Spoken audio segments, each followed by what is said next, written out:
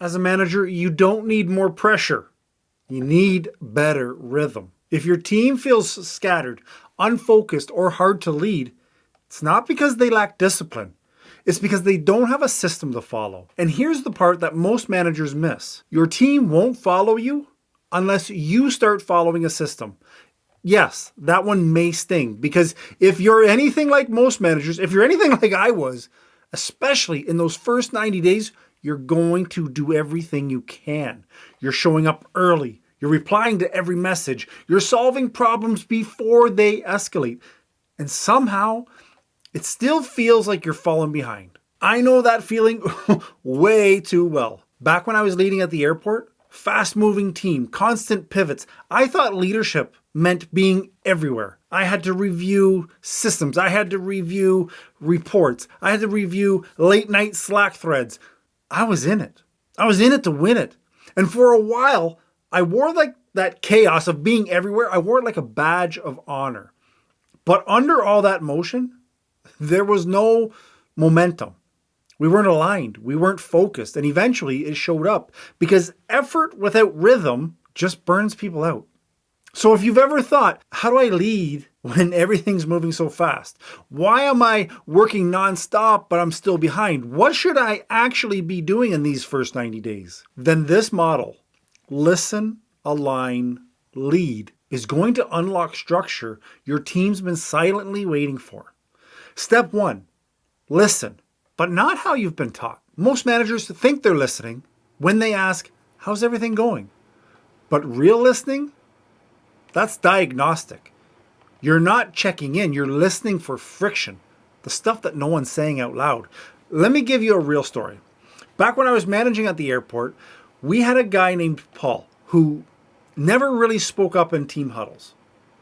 I assumed he just didn't care. But one casual check-in later, I found out he was quietly covering for a broken conveyor lane and a colleague on leave without even flagging it. He wasn't disengaged, he was overwhelmed. And I had no idea because I wasn't asking the right questions. Here's the shift. Instead of asking, how's work? Ask, what's slowing you down? If they're slow. What's unclear right now? Where are we winging it? And if you want a cheat code for those questions, grab my free PDF, the Leadership Quick Wins Checklist. The start with one-on-ones and the 5-minute clarity rules, those are game changers. They'll change the way you listen and how quickly you earn trust. Step 2, align. This is where most managers kind of skip ahead, and it definitely costs them. Because now you're listening. You've gained insight. Okay, now what? This is where most managers mess up. They jump straight into the solutions. But alignment is what turns insight into action. It's where you connect the dots between what you've heard and what needs to happen next. Without that, your team fills in the gaps with assumptions. And usually they're not good ones. Here's what that looks like when it goes wrong. A restaurant I managed, we rolled out a new shift rotation. We had listened to the team, we took the feedback, we adjusted accordingly, but we didn't explain the change. We didn't show how it connected back to what they had asked for. The result? They thought we were playing favorites.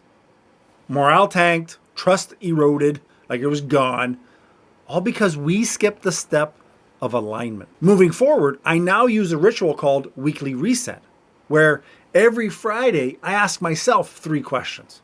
What did I learn from the team this week? What feels out of sync?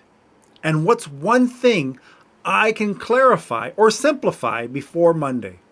Sometimes that means canceling a meeting. Sometimes it means a quick Slack message. Sometimes it's revisiting a goal. Alignment isn't a one-time meeting. It's a weekly rhythm. And this is where tools from the manager's playbook come in, especially, this one, especially the who, what, when delegation formula. After every meeting, I ask, who owns this? What's the deliverable? And when is it due? That one rhythm alone has saved me countless hours of chasing and cleanup. Step 3, lead, but not in the way you think.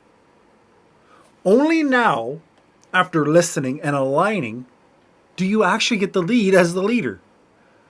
But leadership isn't about being the loudest or having all the answers. Leadership is not noise. Again, it's rhythm. Think about it. If your week is filled with whack-a-mole kind of chaos, random check-ins, shifting priorities, goals that change mid-sprint, that's a reactive system. And reactive systems, they exhaust people. They exhaust us. But if your team knows what Monday meetings look like, how decisions get made, when feedback is given, where progress is checked, they relax, they focus, they start operating with momentum instead of stress. Let me ask you something. Which team performs better? A team with high energy, always on manager who shifts directions every other day, or a team with a calm, consistent leader whose systems create clarity even when they're not around? Obviously, it's the second one. Every damn time. And again, this doesn't come from charisma. It doesn't come from being smooth. It comes from structure. If you want to start building that rhythm, you go and grab my leadership quick wins checklist. Start with Monday priorities message. Use the 80% rule to make faster decisions. End every conversation with what's the next step. They're small moves, but they have a big compounding effect. But what if your team still doesn't follow through? Here's what that usually means.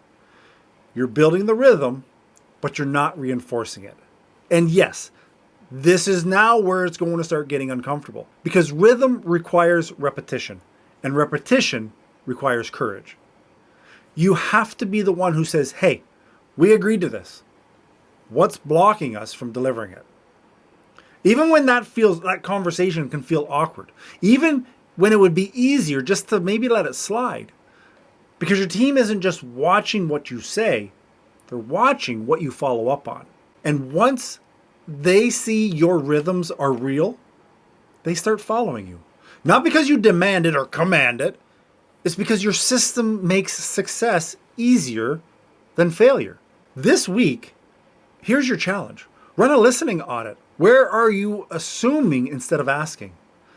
Identify just one misaligned process and use your weekly reset to fix it. Add just one new rhythm. Maybe it's a Monday email or a Friday reflection. Then you have to stick with it, even if no one notices right away, because real leaders don't wait for applause. That'll be a long stay. Anyway, we don't wait for applause. We lead with rhythm until the rhythm becomes the culture.